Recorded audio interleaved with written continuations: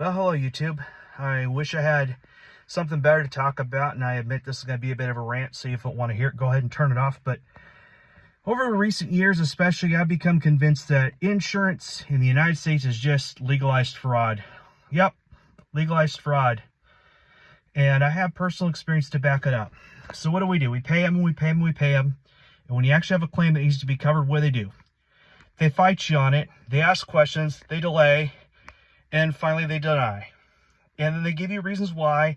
They point you to the fine print. It's like, why'd you deny this? Well, this isn't covered.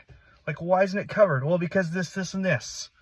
I'll give you a couple examples. 2018, we had a 7.2 magnitude earthquake. Rocked the living daylights out of South Central Alaska. Did significant damage to a lot of people's homes. Was anybody covered? No. Well, what did FEMA do? Well, they pitched in maybe a little bit, but it wasn't a lot, and a lot of people weren't even eligible for it. So most of us were left fixing our homes, our properties ourselves, and some of us just barely got done repairing our homes. For me, it was a lot. It was probably somewhere between $70,000 and $100,000 worth of rebuilds, repairs, and fix-its and various remodeling things that in part had to be done anyway, but it was exacerbated by the earthquake. Okay, let's fast forward to Thanksgiving of last year. I'm moving some furniture in my daughter's room, and my wife noticed there's a soft spot in the floor. I go down the crawl space and find a leaky pipe that's been spraying water for who knows how long. I don't know. This is the first time I'd noticed it. And who goes down and checks the crawl space routinely anyway? So they did what I had to do, called a plumber. We tore out the insulation that we had spent money trying to install to be somewhat energy efficient and clean that all out. All that work we did, we had to tear up the floor and do a bunch of work. $20-something thousand later, claim denied. Long-term leakage and seepage. Thanks a lot, State Farm. And then this summer, when I get back from fishing, and I'll get to that story here in a bit, it was under less than fortunate circumstances, we get a call from State Farm again saying, we're dropping you guys effective September. We're like, why? Well, you have 3 accidents in the last 3 years, and that's too much for us. So we figure you're too high risk, our underwriters are dropping you. And let's get something straight right now. There weren't 3 accidents. There were 2 fender benders and 1 rear-ending incident. And 2 of the 3 of those happened in the wintertime. And one of them happened because somebody parked in a really awkward way. And yes, I'm not saying it's not completely our fault, but life happens. And it wasn't even that big of a deal. But they said we're high risk. So they dropped us, trying to find insurance elsewhere. They're going to charge us like $800 a month. I finally scraped and scrounged and spent like 3 days and found a carrier that would cover us for a reasonable rate. I don't know what their actual coverage is like. I haven't had an incident yet. Hopefully I don't have to find out. But you know what? To drive legally, I got to have insurance.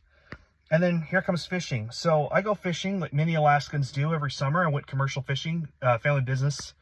Went out fishing in Bristol Bay, and we're fishing the Naknek district.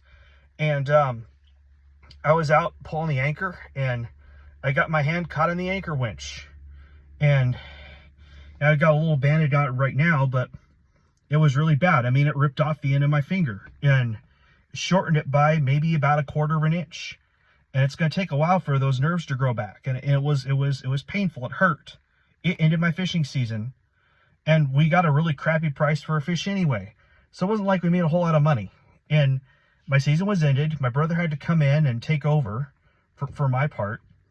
Went to the clinic in Naknek. They told me to get to Anchorage. I got to Anchorage, went to the ER. It took them forever. I went in there. I sat there, and they got me in and got me into a room, but the doc wasn't able to do more than about 5-10 minutes at a time, because I think he might have been the only doctor on staff that evening. And he was dealing with all the people that were coming out on divert from Providence and other hospitals in Anchorage that decided to go on divert. And they ended up with all the junkies, the people who came in, who were on overdose, opioid overdoses.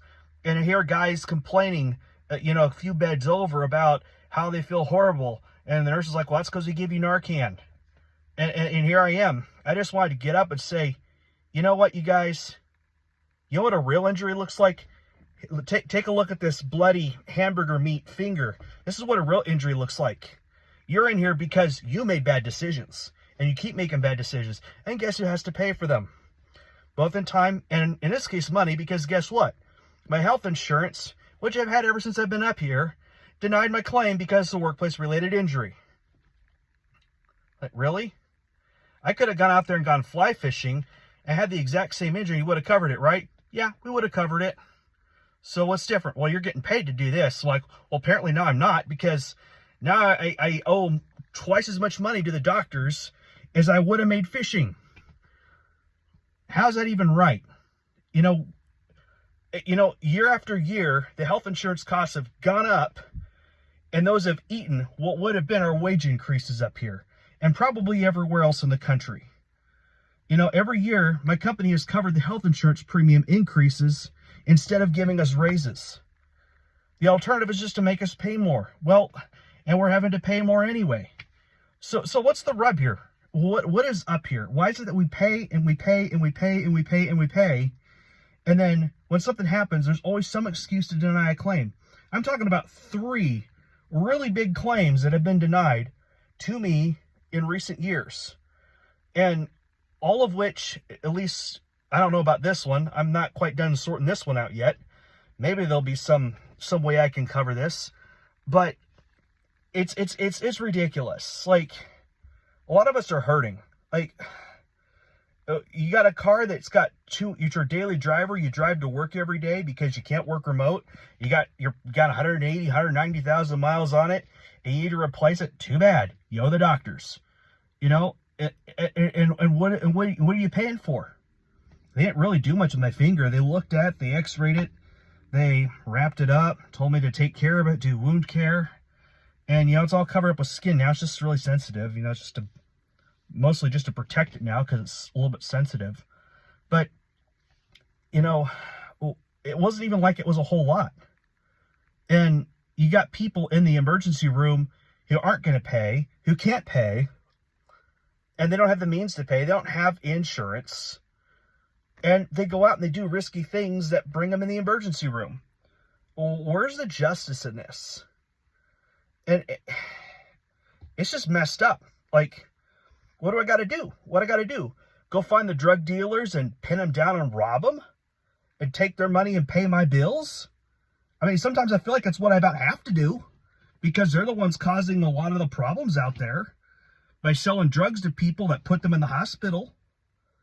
And then our costs get inflated because they can't pay, but the hospital has to pay its bills, and they would screw the insurance company over, except the insurance company decided to turn around and screw me over.